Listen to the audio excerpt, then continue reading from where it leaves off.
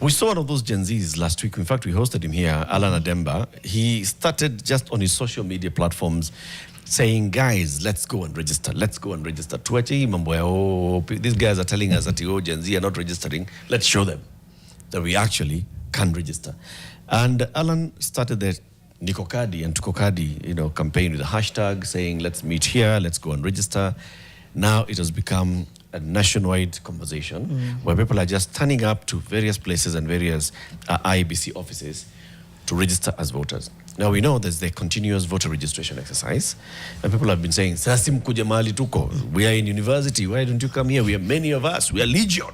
Come and register." Those are the questions we're going to be asking the acting manager for legal reforms, political parties, and campaign financing at the Independent Electoral and Boundaries Commission, Ruth Makuthu, who's our guest. Good morning, Ruth. Good morning, Latif. Thank you very much for having me. We had you last week in the Baraza on money and politics. Yes. Now you're here to talk about, again, still the politics and the money, but more than that, registration of voters as well. But before we begin, Janet is going to give you the day's quote. Listen to it and see how you relate with it. Okay. She's ready with notes. I'm ready. To All right. This is from Mary Flannery O'Connor. She was a novelist and essayist, and she once said, "The truth does not change according to our ability to stomach it." The truth does not change according to our ability to stomach it. The truth does not change in accordance with our ability to stomach it. Well, my take is that regardless of whatever happens, the truth is the truth. You cannot change it. It is you to figure out how to deal with it. That's how I would interpret that. That's exactly what she meant. Okay. Yeah. All right. So Ruth, you've seen that Tukokadi campaign. Yes, absolutely. Where the youth are coming out and they're saying, Sawa, where is that nearest IEBC office? They're having some difficulties, some of them, just identifying where the office is, but they turn up and they're registering to vote. Okay. From the IEBC office and perspective, what do you make of that?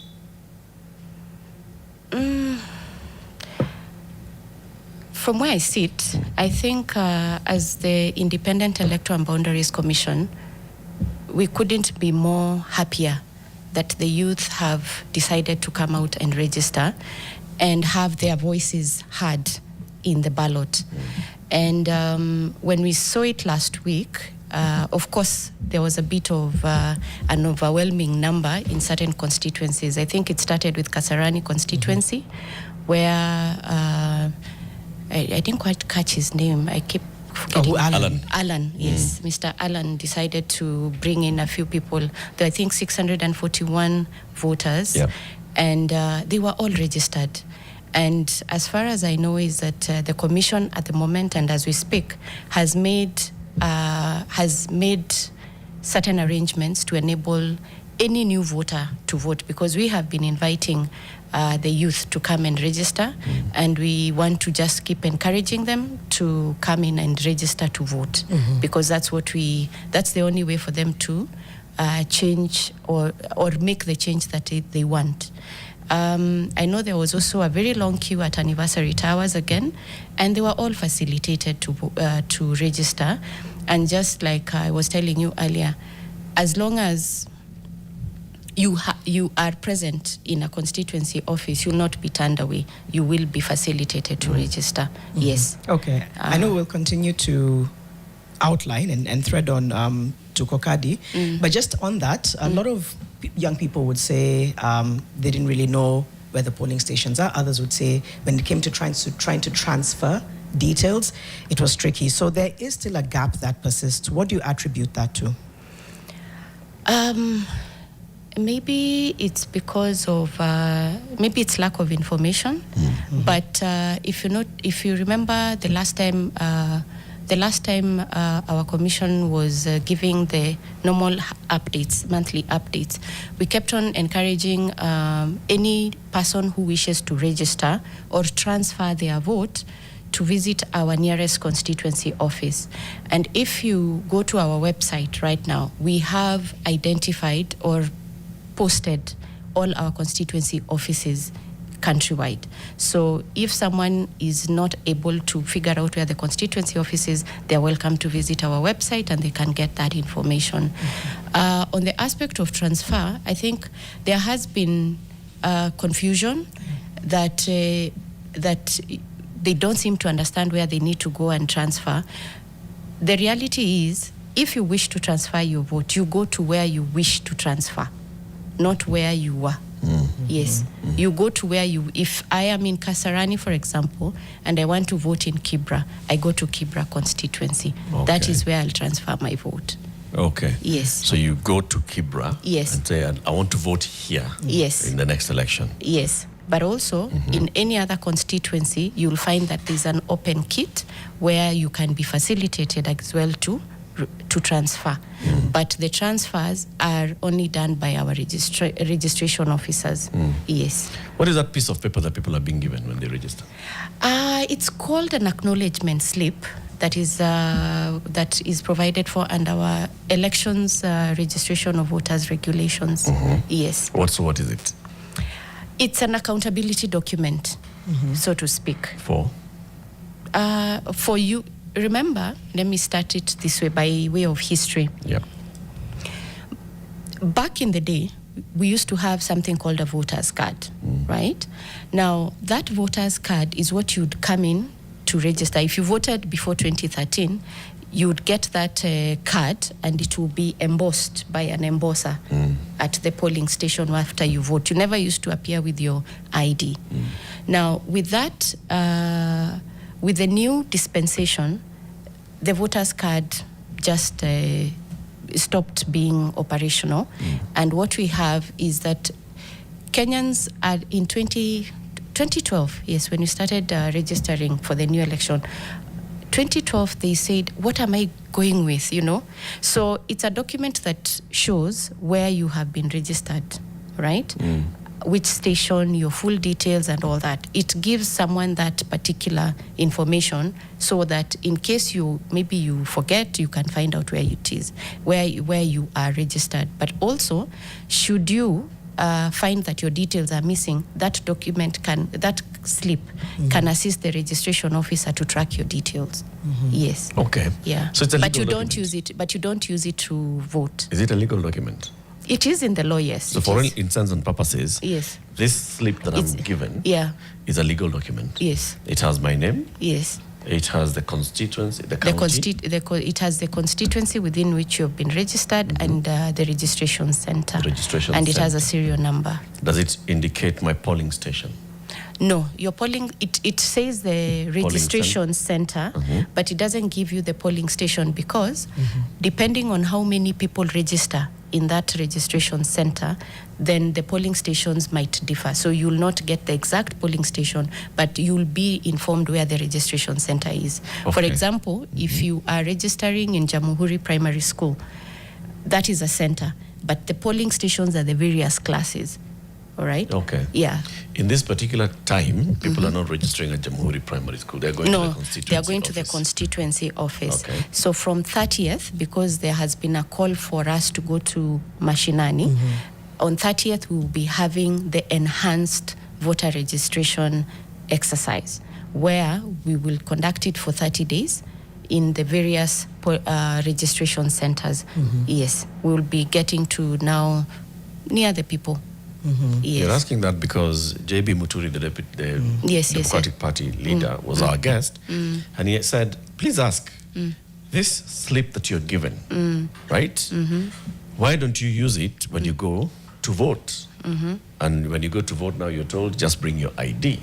In some cases, you go and find that in fact, he said that, Eric, you can come and vote at my polling center in Kanyombora Primary School. Of course, I'm not registered in Kanyombora Primary School in Embu. I'm not. I am registered elsewhere. But he says, if I just go with my ID, there are some hanky-panky games that can be played that I can end up voting in Kanyombora Primary School. Wow. Well, I will say that I don't know what business you're talking about, but the reality is when you look at Section 5 of the Elections Act and the attendant regulations, voting only applies with the document that you use to register. All right? That could be either your valid passport or your ID. Yes. National ID. National ID. Yes. Those are the two documents in the Elections Act that are recognized for purposes of voting. Yes. Okay. So the exercise that's rolling out on the 30th, yes, it was informed in part to, for example, the momentum you're seeing around the Tukokadi campaign. Was there always a plan to kind of roll out a mashinani-focused? Thank you, Janet. We have always had that sort of arrangement. In fact, pre-2017 we had two. Pre-2022 we also had two. Yes. So it's not something that is because of the Tukokadi, but it's something that is within the plan of the commission. Yes. I just wanted to ask that because I'm like I'm wondering whether some of it is trying to keep up with how things are evolving, but it's important to hear that it's installed. Yeah. It has always been there. Yes. Okay. The other question I wanted to ask, and I know we'll focus on other areas, is still coming back to young people who have more trust in their peers, for example, than IEBC itself. How much of that trust deficit concerns you, and what kind of efforts are you trying to make to rebuild the trust for people around the IEBC and what it does? That's a tough one. Now, the aspect of trust deficit is something that I think even my own chairman has said. The chairman of the commission has mentioned in various meetings. We've also had commissioners talking about it. And what I appreciate about the new commission is that they have really gotten out there and started engaging different stakeholders just to create that public trust. And it does concern me as a person and as a Kenyan as well, but I just hope that with time, the Kenyans will see that we all want to be in this country. We have no other country to go to. This is our motherland. So let us do what is good for this country. Yes. Okay. Yeah. I just want to bring to your attention what Alan Zademba said when he invited him here last week. He said, and he's actually even been tweeting there, this is what IEBC mlishindwa kufanya hivi, ndio tunafanya. Mimi nafanya tu hivi peke yangu. 600 people can come and register to vote on a single day. Hivi ndio mlikuwa mmeshindwa kufanya IEBC. Basically what he's saying is the amount of effort that has been made by IEBC to sensitize people that there is continuous voter registration and that you can turn up to a registration center and it's a very fast process and go back home. IEBC has fallen short of that. We hosted Anderito, one of the commissioners. In fact, she's in charge of voter registration, isn't she? Yes, electoral operations. Yes, electoral operations. And we challenged her the same way. Said, use the young people to mobilize the young people to vote. As IEBC, how many meetings are you having, for example? How many conversations are you having? How much outreach are you having with the young people so that they can turn out to vote? Well, now respond to Alan. And hii ndio kazi IEBC mmeshindwa kufanya? I wouldn't say that tumeshindwa na kufanya hiyo kazi. Hiyo ni kazi yetu, na I believe in my heart that we are doing the best that we can. Now, we have been calling out. We started this process of continuous voter registration once the commissioners came into office on 29th September 2025, right? We informed Kenyans that please come and register. And every time, and I believe that it's almost every week, that we have had commissioners on set and on TV, radio stations, everywhere, wherever they go, they're calling out people to come and vote. And I know that even in our constituency offices, we are trying the best that we can by engaging the youth. However, I know that until the youth festival, where the commissioners really came out and called out for people to come and register, I think we will do better. Yes. Let me commit, or rather, let me say that the commission is doing better because we do have engagements with different youth groups and MOUs with different youth groups for purposes of engaging the youth. And once we roll out this process, we'll be in a position to do it. If Alan is doing what he's doing, that's good of him. It's patriotic of him, and I encourage him to keep doing it, right? Because at the end of the day, the commission is ready and willing to register any eligible Kenyan as a voter. Okay. Yes. Well, so I still want to come back and because things like Nikokadi are so culturally led and it's fluid and it evolves. And I think Eric's point is meeting young people where they are means almost like evolving the way they do and being very intentional about not it being rigid, but being just speaking to their culture. And whether IEBC has learned anything from Nikokadi, for example, on how to do future youth engagement. Before that, though, Sylvia Wanjoy is saying, hey, let's go back to our question. If I registered in Kiambu, can I vote in Nairobi? Because the slip says where I should vote, but if I go with my ID, can I vote anywhere? I should say, Ruth, one of the questions that comes up all the time, no matter how many times we have somebody from IEBC, it comes down to this. It comes down to the nitty-gritty details that somehow seem to, for whatever reason, not be extremely clear. So we might do a bit of an exercise in going granular. So let's start with that one. So We'll ask that question again. So Sylvia is saying, if I'm registered in Kiambu, can I vote in Nairobi? Right. And she's saying, if the slip says where I should vote, because the slip says where I should vote, but if I go with my ID, can I vote anywhere? No. Okay. You can't. I appreciate what she's asking, but even our Section 5 of the Elections Act says you vote where you registered. So if you registered in Kiambu Town Constituency, that is where you will vote. At no point will you go anywhere else and vote. Yes. That won't happen. Unless you've transferred. Unless you have transferred your vote. Yes. Which you can do. Which you do from? You can do it at any of the constituency offices where they have an open kit, or you go to the constituency within which you want to register. Yes. All right. So, IEBC has presence in all 290 constituencies. That is true. At least one office. Yes. All right? Yes. So if I go, I'm going to register in that constituency, it means I'm registering to vote in that constituency. Yes. I cannot go to Kasarani and register to vote in Athi River today in this continuous voter registration. Where there's an open kit, you will be facilitated because we're trying to be facilitative. Okay. So you can actually go to Kasarani and say that you wish to be registered in a different constituency. Okay. Yes, as long as there's no by-election in that area or it's ring-fenced by an election petition, you can be facilitated. And the slip that I'll be given will indicate that constituency, not this one. Which is now like in my case, it will be Mavoko in Athi River, Mavoko constituency. Yeah, yes. Okay. Another question? No, I know we're going to a break. I think. So let me ask this other one. And then the other one you're saying is that if I'd like to, I voted in Mavoko the last time, and I'd like to vote in Westlands next time. I cannot go to Kasarani and say, I voted in Mavoko and I want to change to Westlands because I work near Kasarani. No. And IEBC is close to me. No.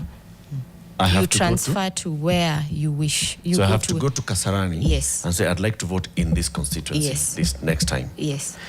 Can I go to Mavoko and say, I'd like to transfer to Kasarani? No.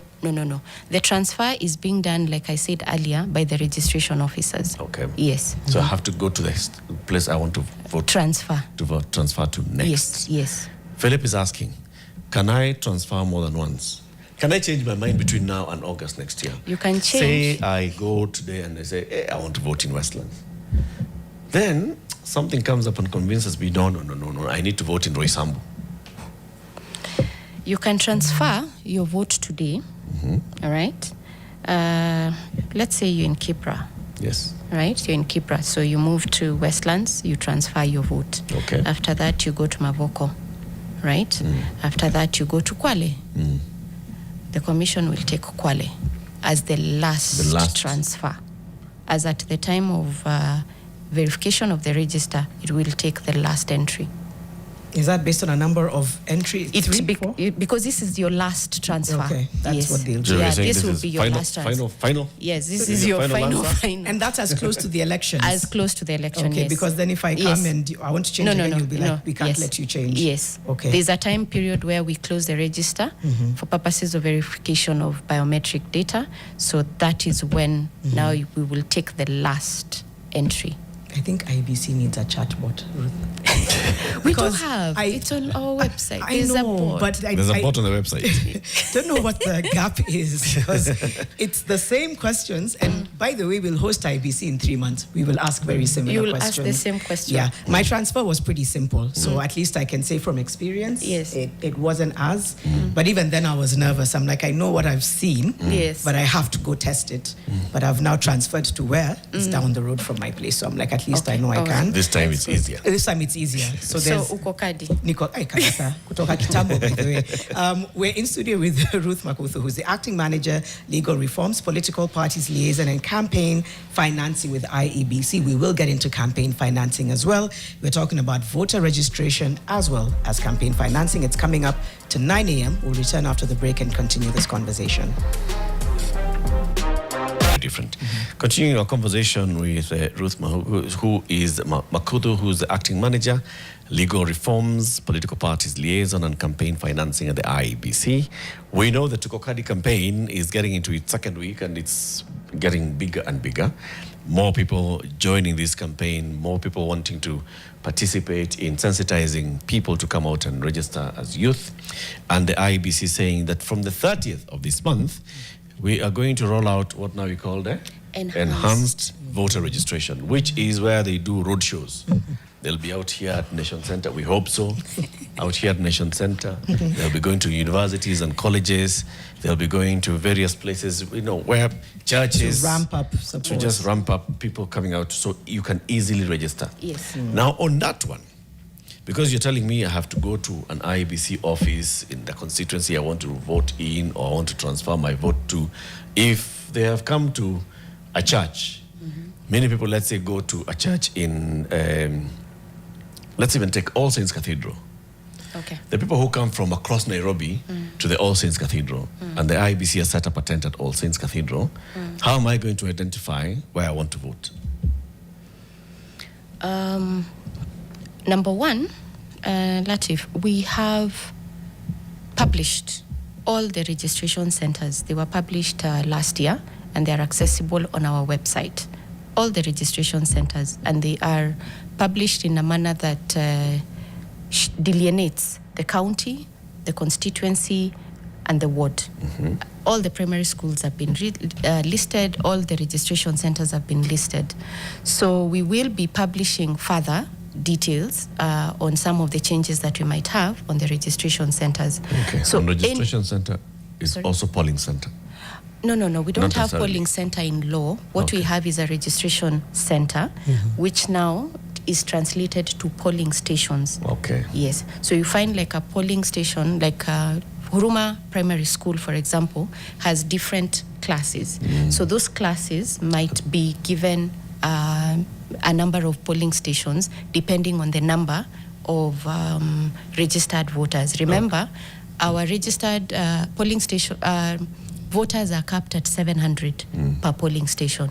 So that is what informed the number of polling stations within a registration center. Okay. Yes. So when I go to All Saints, what will I find? What will I be able to do? If All Saints is a registration center.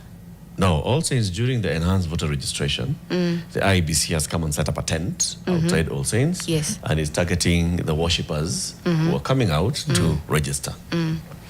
If IBC has set up a tent at All Saints, which is a registration center, this is quote unquote, you'll find a kit, you'll find a clerk, you'll find an assistant registration officer who will be able to register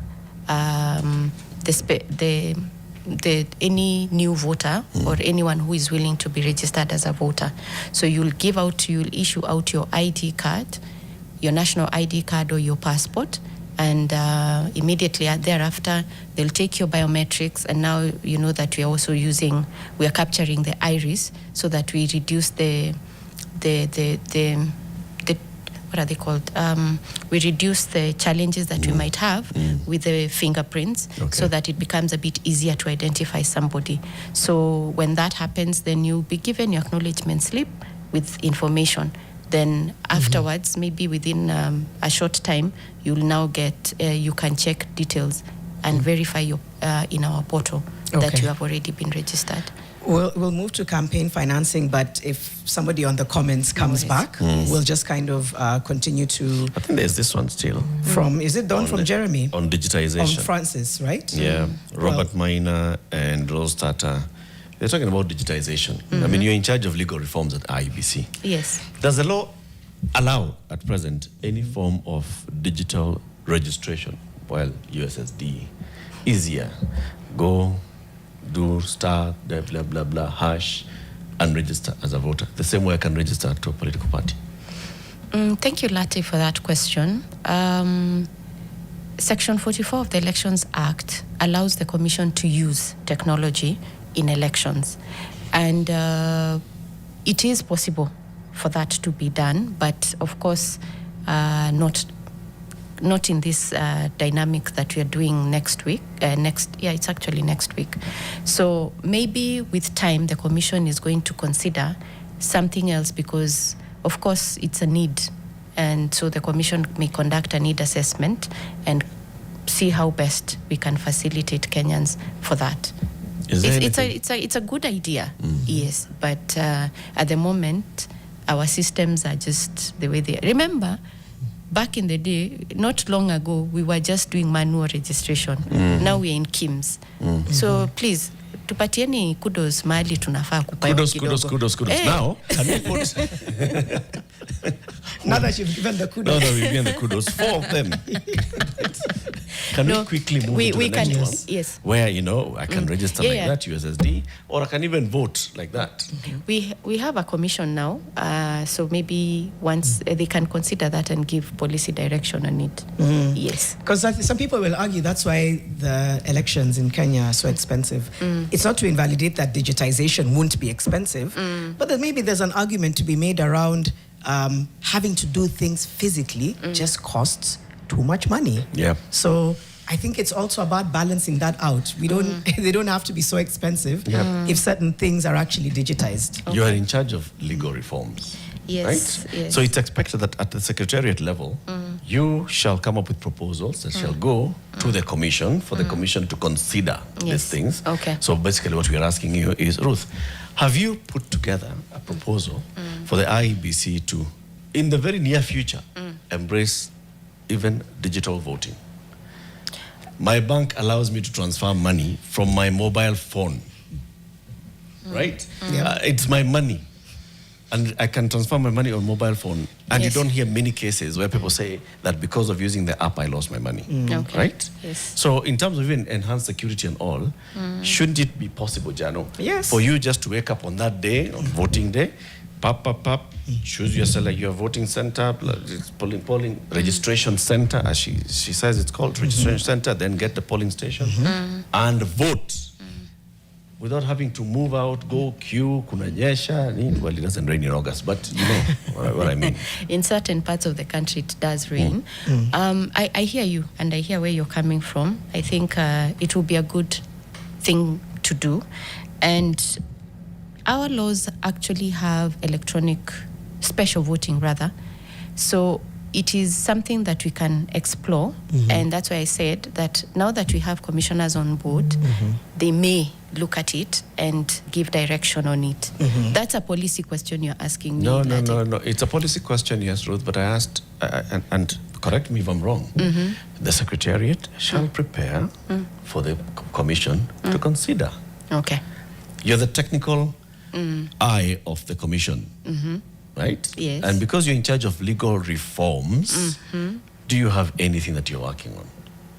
No. Is that not your work? That is my work, Latif, and I'm saying we do have that in law, All right. So it's a question of operationalizing it, and it's the policy directive that the Commission needs to give for us to go ahead with it. But in terms of the law, we have something in law about special voting and electronic voting. So it's just a question of just looking at it and looking at different methodologies that the Secretariat can come up with and guide the way Sorry forward. to be like a dog on the bone in this one. About it, yeah. But is there any draft policy that your office has prepared for the Commission to look at?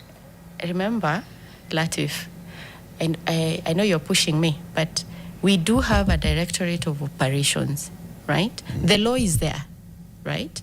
Now, it will require a different actor in the office to now come up with that directive. And I don't want to speak for them because I have not confirmed whether they do have it or they don't have it. Yes.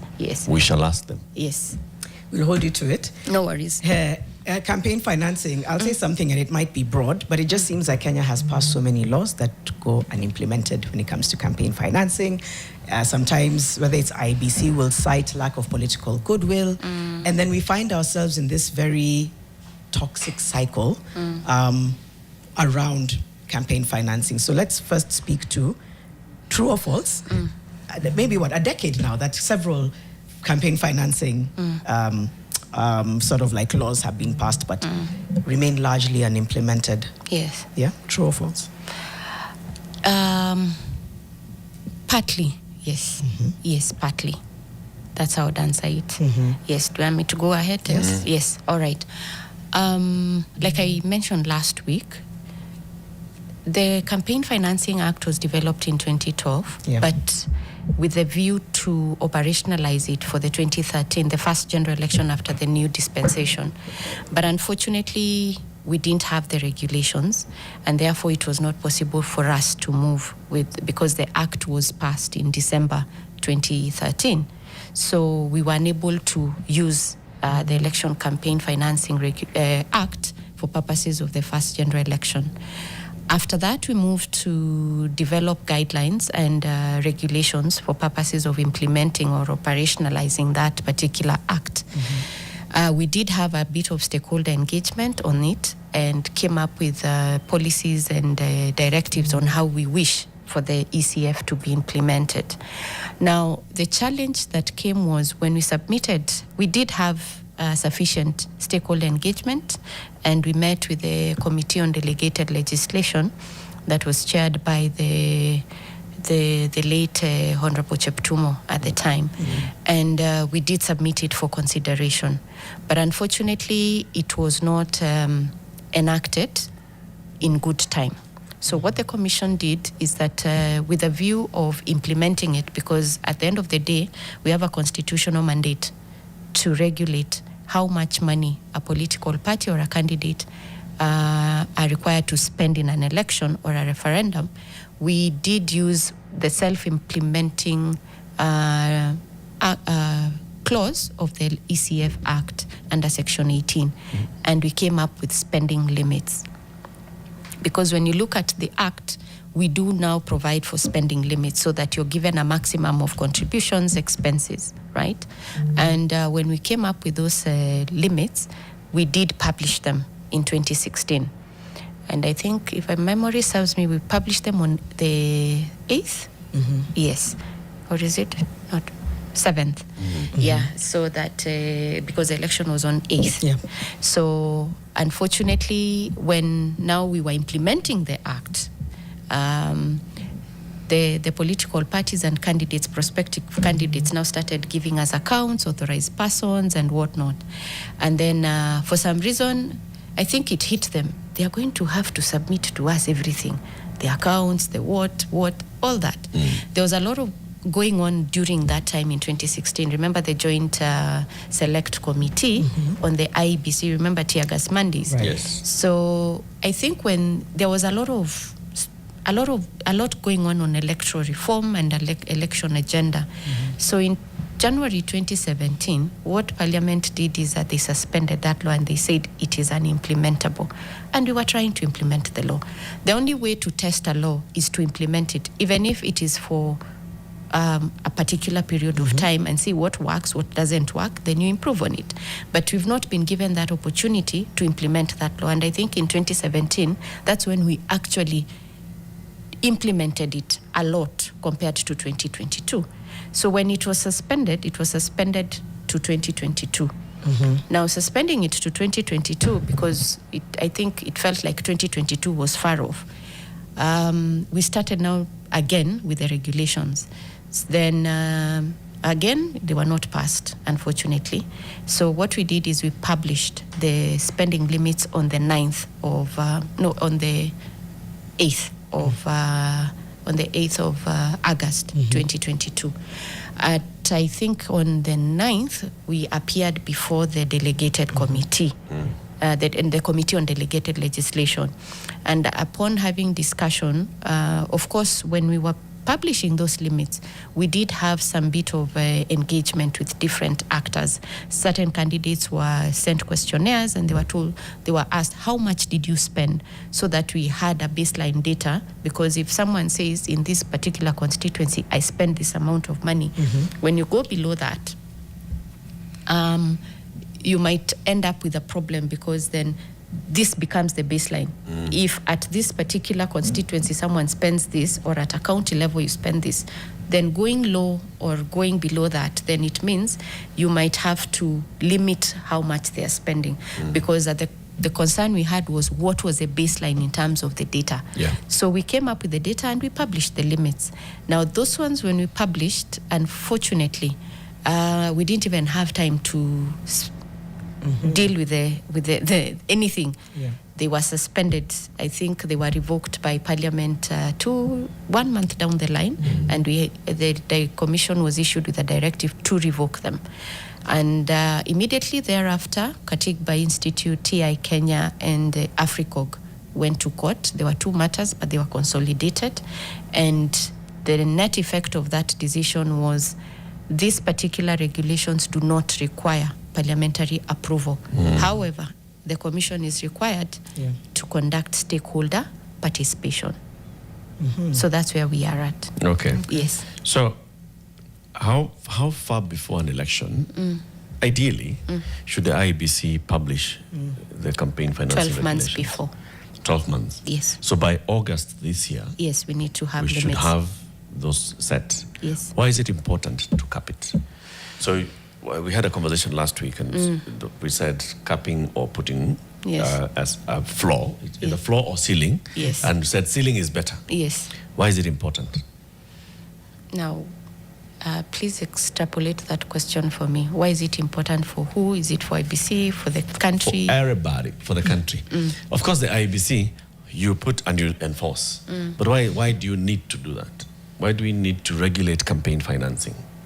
Okay, number one, it's a constitutional imperative, right? It's a mandate that is given to the Commission for purposes of, for purposes of ensuring that we have regulated the money. So that one is under Article 88. Okay. Now, when you go back to history, the IREC Commission, the Kriegler Commission that is, looked into the campaigns following the 2007 election.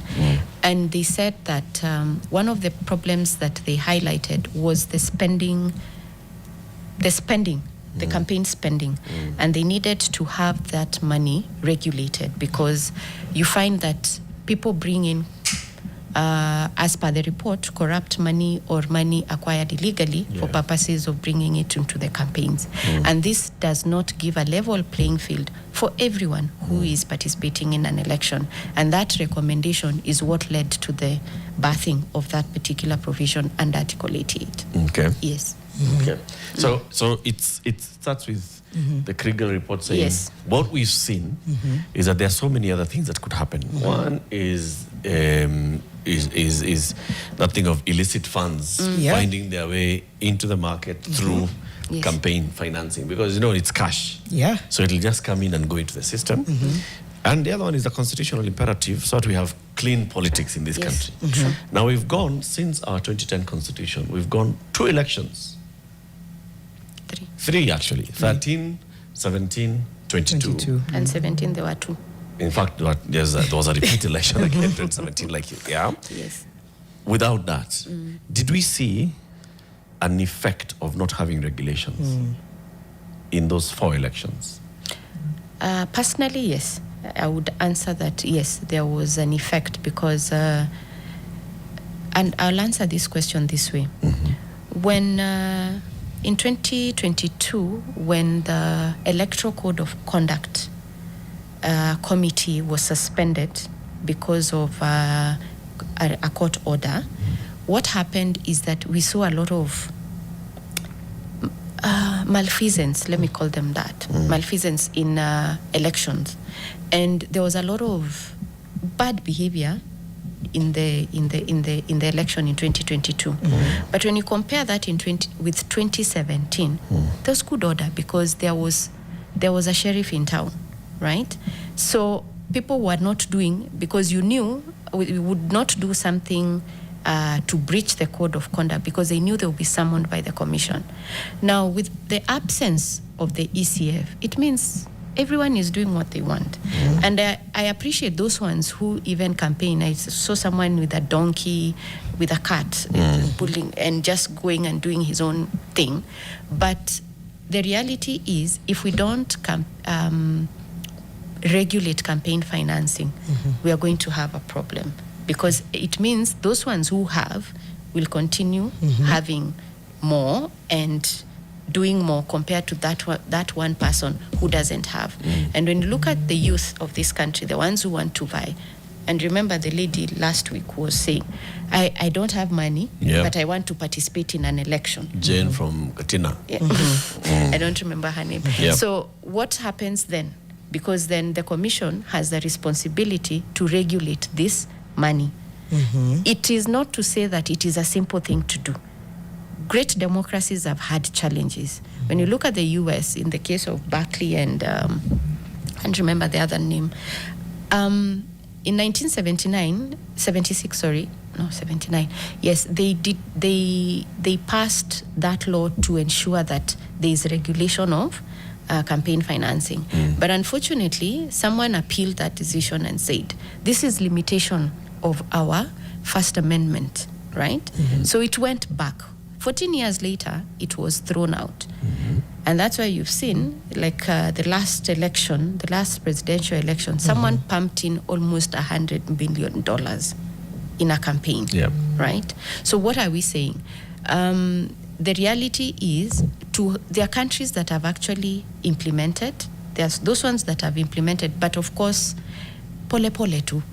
Yes, pole tu. There are countries that actually regulate campaign financing by ensuring that instead of having a party or a candidate being given resources for campaigns through their own mechanism, that the EMB is given the money. So if it is a question... EMB?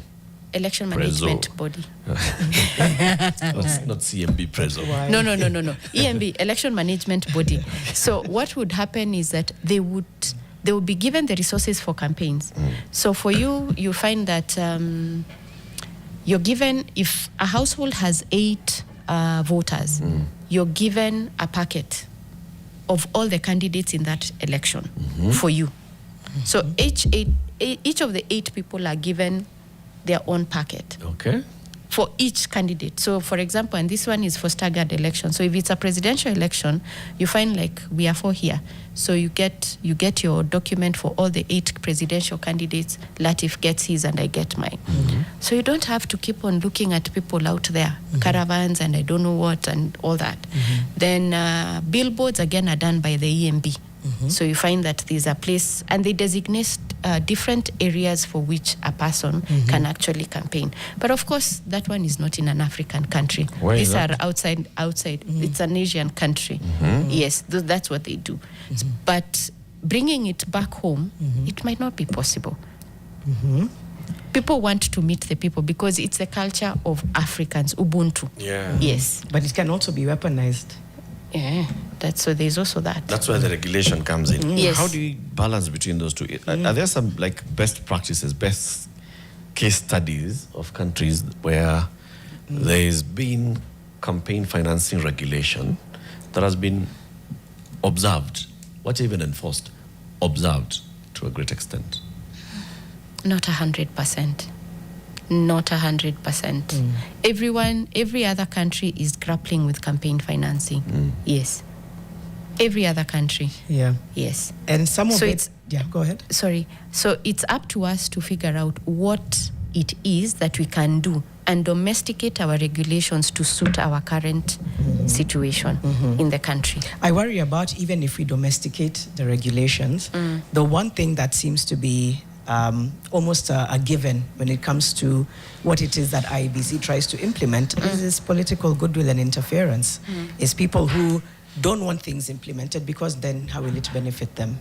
So do you get nervous ahead of 2027 about trying to, everything that you're trying to implement and roll out and streamline, there's still this elephant in the room called political interference.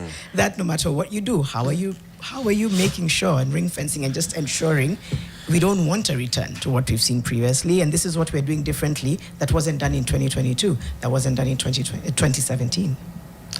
The beauty with the upcoming general election is that that decision that was rendered by the High Court Justice, Honorable Justice Murima, it gave us a lifeline, or rather gave the ECF Act a lifeline. So what we just need to do is finalize our regulations, subject them to public participation, and one of our key stakeholders is the political parties, together with Parliament. Engage them through stakeholder engagement and tell them, this is what the Commission has developed, what are your views? You give us your views, and immediately thereafter, we publish the limits and the regulations. Because now, that it is now within us. It is within the Commission's mandate now to proceed, because now that is a court directive. When we say campaign financing, are there like parameters that we use to define campaign financing? Like when somebody goes to visit people and they leave tea, I mean, chai, is that to be added into the budget of campaign financing? Or are we saying, I spent so much on billboards, I fueled my vehicle, I had this kind of meetings, and I have facilitated, for my team to go for those meetings? That is what is in the realm of campaign financing. Like, I mean, to chai, kuwapatia transport, that does not count. And I want to add something just before Ruth comes in. It could be tuned to what Eric is saying, which is Eric Gaku saying on campaign financing. What's Ruth's take on legality of blatant bribing of campaign crowds by various politicians? Hey, blatant. All right. Number one, what Latif, you're talking about is treating. Treating. It's called treating. Yeah, it's Could called treat treating. Mtu. It actually was an offense under the Elections Act before the election, before the offenses were moved to the Election Offences Act. So it was removed. So treating is not illegal. Treating is not illegal. It is not illegal. Oh, really? It is not illegal. Wow. Kununulia watu chai kwa boma yako, it is not illegal. Kuwatembelea na sukari. It is not treating. Kwenda kwa soko kununua mandizi na kupatia watu mandizi na lollipops. Yes. That's fine. I'm just saying, as per the law. As per the law, treating was removed because that's what the question you asked. Yes. However, under the Election Offences Act, we do have something called undue influence. Now, there's a thin line between treating and undue influence. Yeah. All right? Yeah. So those are now dynamics. But now, the Election Offences Act is under the realm of ODPP. It was moved from IEBC. It is now under ODPP.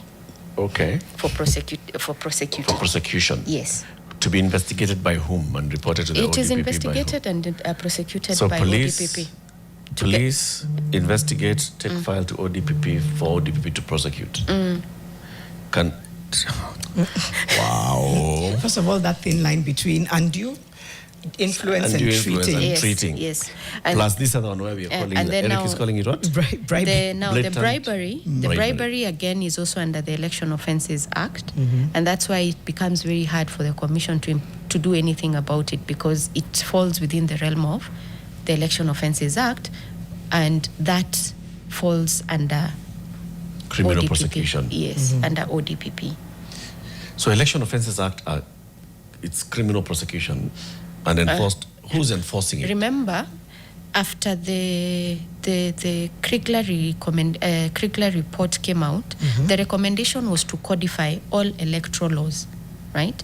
Previously, we used to have different laws under the election architecture, but now they were all brought together under the Elections Act. That's why you had referendum, you had election offences, and then you had the general conduct of election and the election petitions.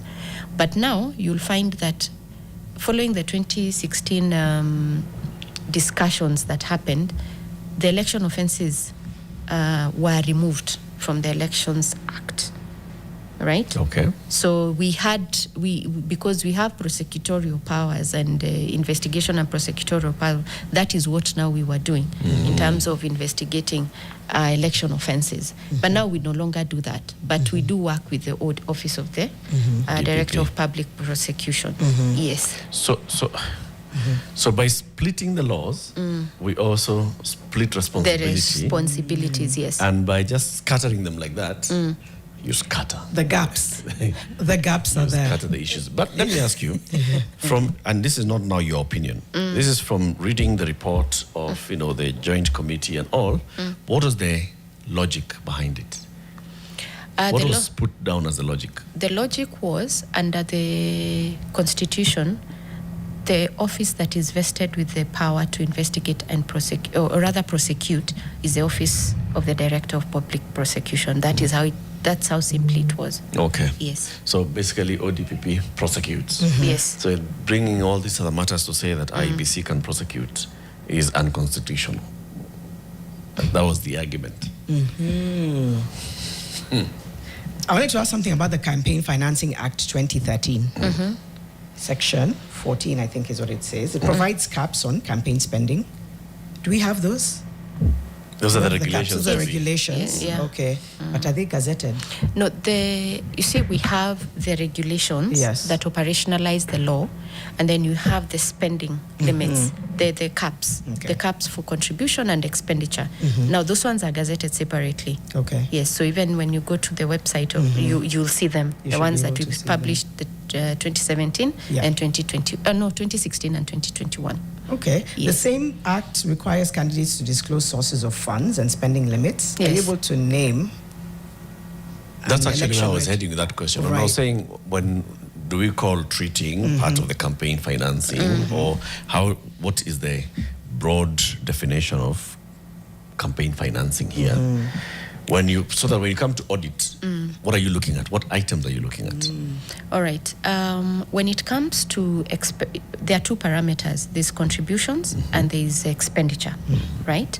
Now, for purposes of contributions, you look at what it is that a party or a candidate, remember there's a party, there's a candidate, and there could be a political party candidate or an independent candidate. Then let's leave referendum out for a minute.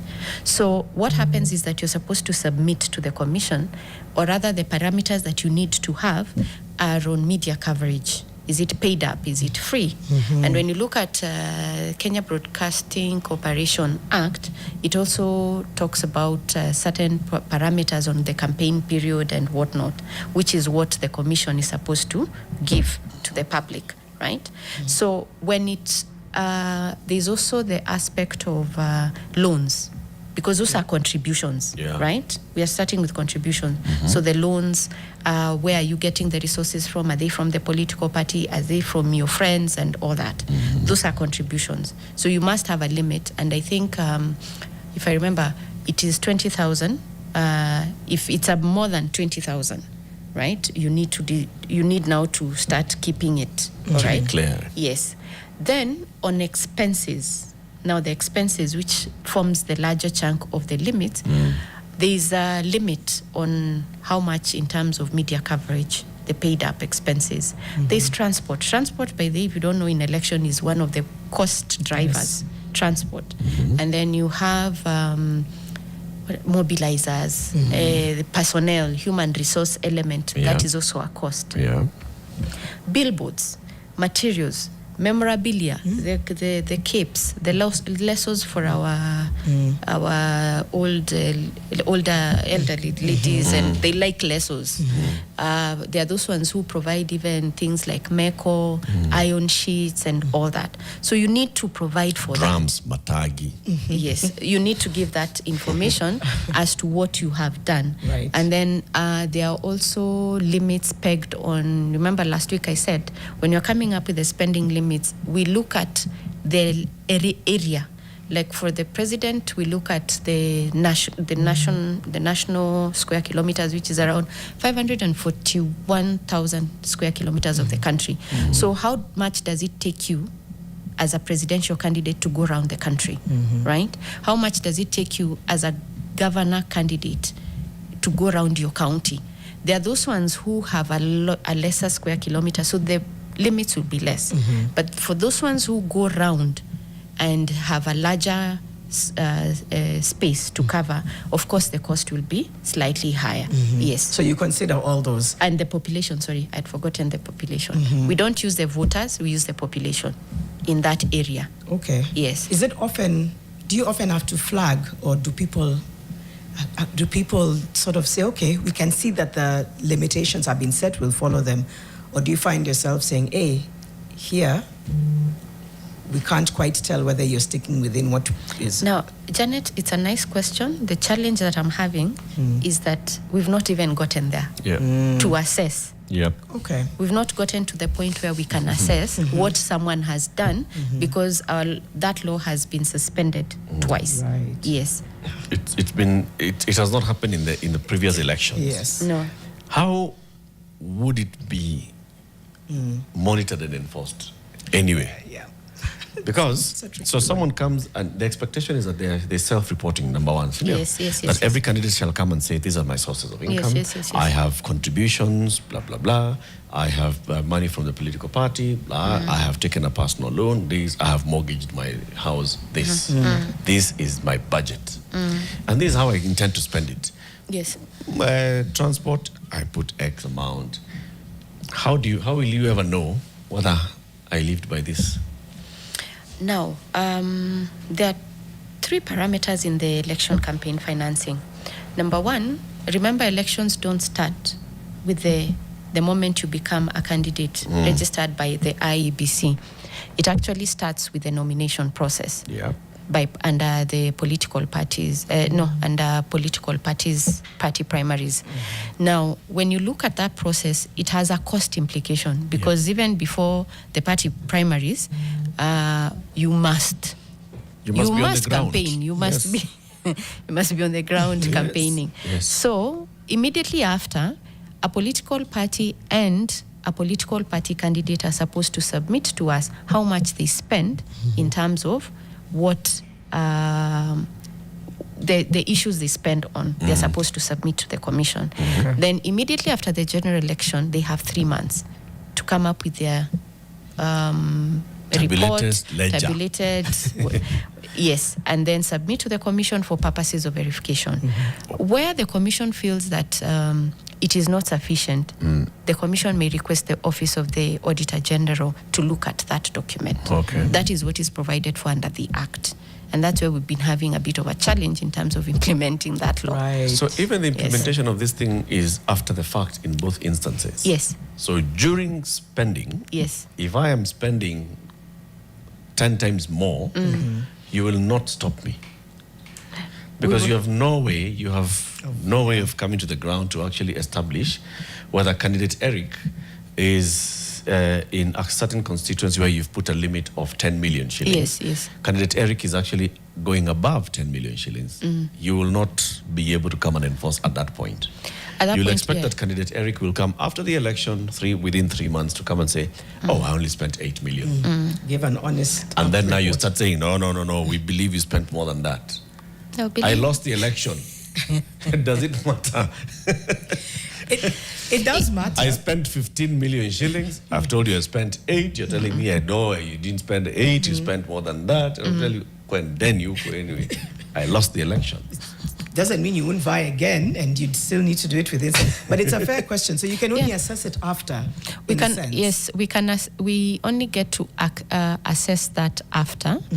But when it comes to, it's a challenge, Latif. It's not. There's no easy way to implement a very challenging law, right? But we have to start somewhere. Okay. All right. Yeah. We have to start. You wanted to say? Yeah, no, I wanted to ask something, but you can... You just ask. There's two questions here from online. Shaman HQ says, with widespread reports of politicians handing out cash and other goodies during campaigns, is it legal? What is the IEBC doing to monitor, regulate, and curb any malpractices effectively? Which I think Ruth is kind of trying to explain. The other one here is Motarok Justice. When is the official time to start campaigns for general election? Okay, I'll take the last one first. The time for election campaigns commences the moment you get a nomination certificate. You're registered as a candidate for that election. That's when you start campaigns. And even when you look at our notices, we always say that campaign will start the moment you are declared a candidate by the respective returning officer up until 48 hours before the date of that election. Yes. So legally, yes, that is what is defined as campaign. Yes, that is the campaign period. Okay. Yes. So this thing that happens before you get nominated, yes, what is that? What does the law call that?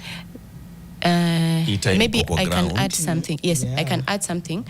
In the Elections Act as well, there's a definition of the electoral period.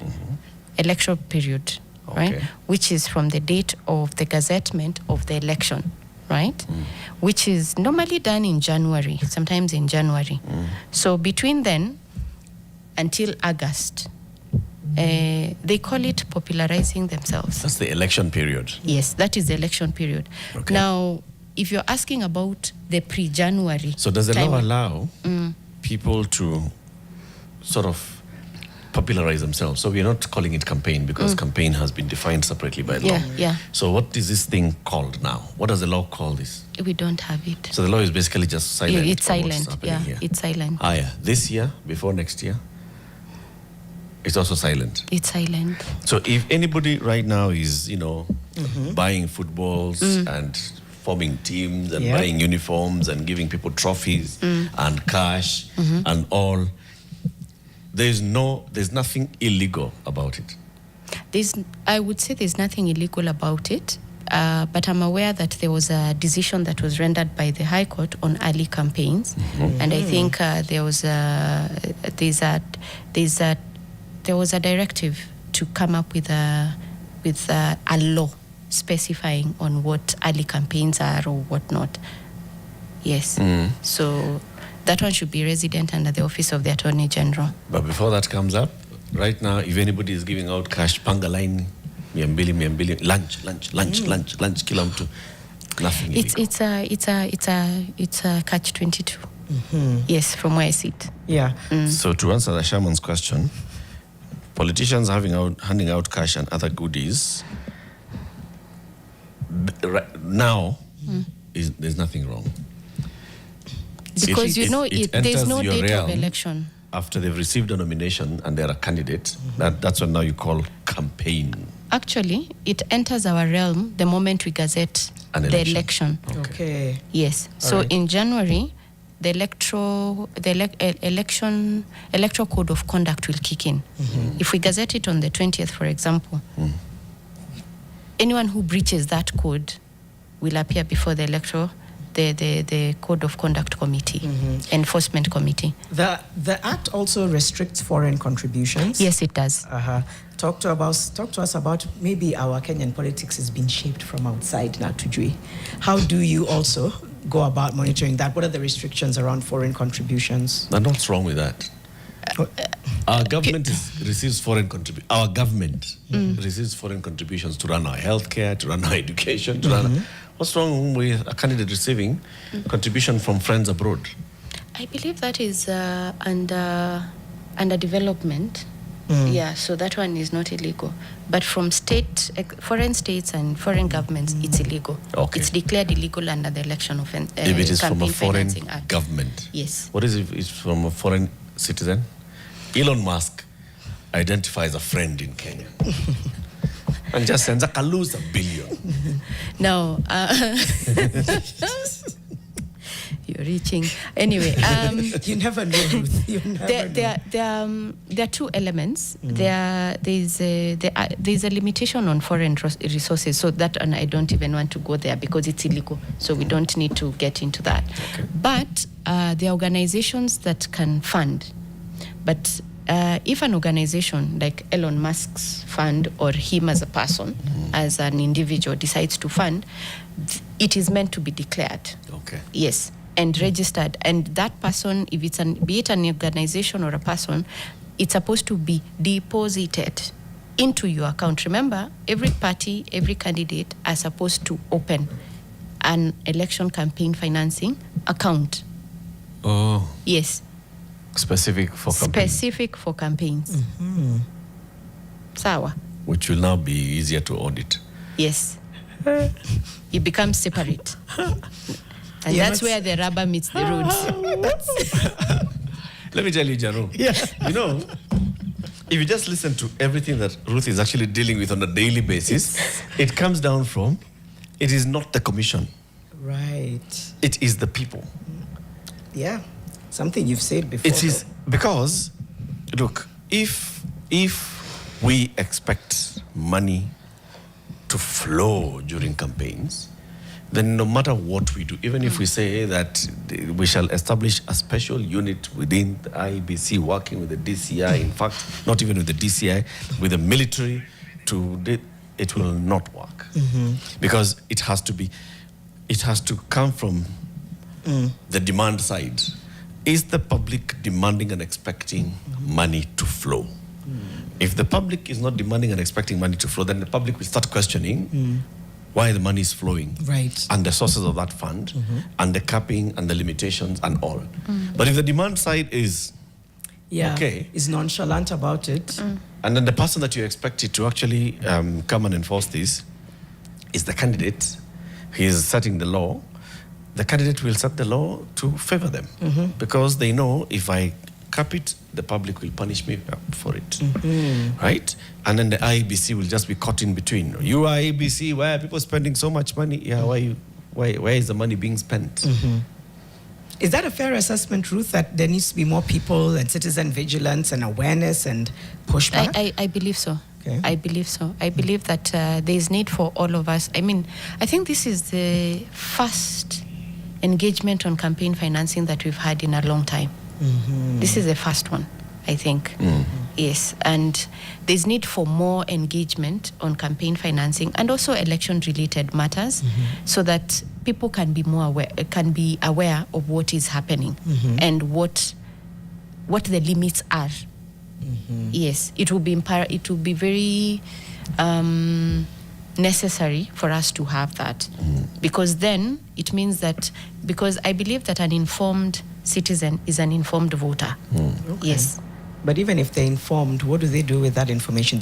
You'll say, mention it or report it to the IBC if you don't feel confident about a certain candidate raising money a certain way, getting contributions. That's okay, because we have dispute resolution under the Election Campaign Financing Act. We have, there's a setup of a committee for purposes of handling any disputes arising from campaign-related matters. So if someone doesn't submit their reports in good time, if someone doesn't report what they're supposed to have reported, especially on illegal sources, or declaring what it is that they have received, then they will be found to have committed an offense. Okay. And there's a fine attached to it. Yes. So that's where the citizen can exercise that muscle. Yes. I want to take us back a bit. I felt like a lot of the roles that were being mentioned, there's a lot of overlapping mandates. Yeah. So if it were up to you, is there anything you'd streamline around the different mandates? Because I heard you mentioning several offices where if Political parties, DPP, Electoral Commission. In campaign financing? No. We have campaign financing is regulated by the IEBC. Okay. Wholeheartedly, right? Now, on the aspect of audit, should the commission feel that there is need, remember the commission has an internal audit unit directorate. It can do that audit. But if there's need for further audit, then the audit can be subjected to the office of the Auditor General, all right? Just to get a lay of the land of how the documents were presented. Now, on the other aspect, for political parties, those are the people we are regulating together with the candidates. Yes. Okay. Yeah. So no overlapping mandates. Yeah, there's no overlapping mandate. Okay. I've got a comment that I've received here from Mumbeko. Mumbeko is a partnerships director at the Youth Cafe. Says, mwambie tuko kadi mbaya. Musikia? Nimesikia. Wako kadi mbaya. Tell her the bare minimum we are requesting as youth is a queuing system to know what time I will go vote. Hatuna githeri ya kutosha kubeba kwa line for hours kama githeri man, while the system will sort the crowding and time wastage issues. Wow. If you want to be allocated time, you're between A and B, come at 6 a.m. Between C and E, if your name starts with C and E, come at 10. Imagine that. How many hours do we have to vote, honestly? Between 6 and 5. You look at the number of people and tell people what time they need to come. Yeah. Well, I want to know what Anyway, time. What time do you want me there? Gen Z hawana time ya nini na hawana githeri ya kubeba kushinda They kwa need line. to show up. They need to show up and vote. Yes. The same way they are showing up to Unaingia 6 a.m. register. githeri inaisha saa moja hata hujafika halfway kwa line. Ruth is like, just show up. Just show up. But what I would say But remember, is it's from 6. Yeah, it's 6 to 5. 6 yes. to 5. It's 6 to Okay. 5. So what I know is that the commission normally has not one but 2 polling booths. All right. So in terms of queue management, it becomes a bit easier. Yeah. Yes. So and in the recent past, I've not seen. I mean, 2013 is not going to. You remember 2013, we had quite lengthy queues. Yes. But over time, we have improved. Okay. And I'm sure the commission is doing more in terms of improving the queue management. We'll end it there. But I'll pass that to the relevant. It's okay. Yes. Yeah. And the relevant, we will still keep calling you No back. worries, I no think worries. as we get to the elections. Thank you very much. We've had Ruth Makuthu, who has been talking to us about campaign financing and shared quite a bit of information, and also asked us to be vigilant, read up and understand what our rights are with regards to holding candidates accountable. Your World is coming up next. There's going to be Winnie and Mikali, who are going to be talking about money matters. Will 2026 be easier for Kenyan families? Is life getting easier, or are we just getting used to the pressure? That's the question that they're going to be tackling. That's going to be live on NTV in just a moment, and Vibe Shift on Nation FM with Brian Aseli and Claudia Naisabwa.